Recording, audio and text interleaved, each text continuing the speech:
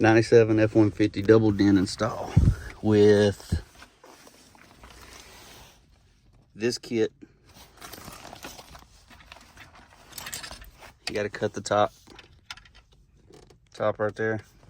I'm using a multi-tool. This piece, you stick it up here, then you mark the top of it.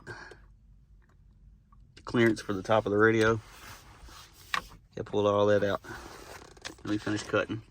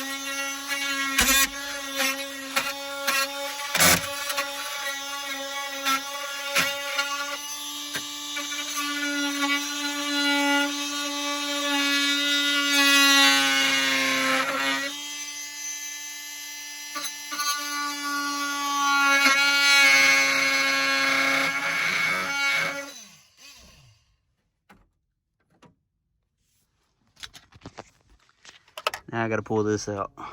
The old single din bracket to hold the back of it.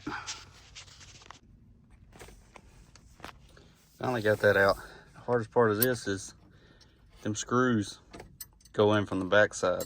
So you can either pull the dash trim off to pull this out by 4 screws, or you can just cut the plastic that hold them in. You can see they go in from the back.